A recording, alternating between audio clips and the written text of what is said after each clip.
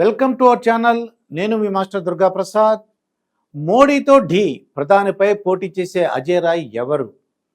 ప్రధాని మోడీ ప్రస్తుతం గ్లోబల్ లీడర్గా దూసుకుపోతూ భారతదేశ రాజకీయాలను శాసిస్తున్నారు. తన వ్యూహాలతో ప్రసంగాలతో ప్రత్యర్థి పార్టీలను ఎండగడుతున్నారు.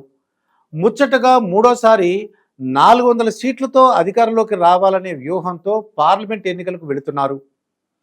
అయితే ప్రధాని మోడీ వారణాసి బరిలో పోటీ చేస్తున్న నేపథ్యంలో ఇండియా కూటమి నుండి ఆయనపై ఎవరు పోటీ చేయబోతున్నారా అనేది దేశవ్యాప్తంగా హాట్ టాపిక్గా మారింది. అయితే మరోసారి మోడీని ఢీకొట్టేందుకు కాంగ్రెస్ నాయకత్వం ఉత్తరప్రదేశ్కు చెందిన రాజకీయ నాయకుడు అజయ్ రాయ్ను బరిలోకి దించింది.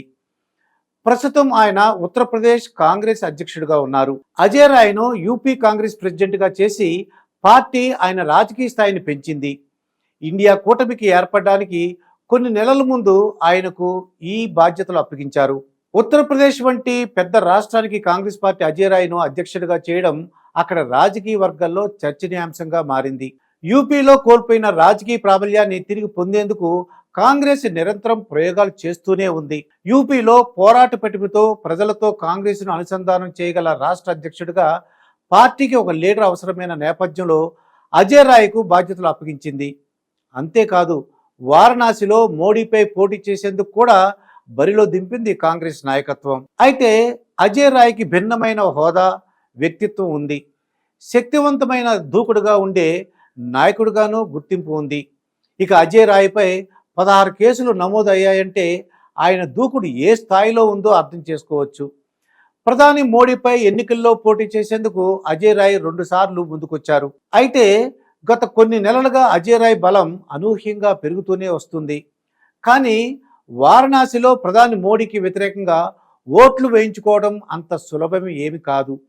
గత 2 లోక్సభ ఎన్నికల్లో మోడీపై పోటీ చేసిన అజయ్ రాయ్ ఫలితాల్లో 2వ స్థానం కూడా అందుకోలేకపోయాడు.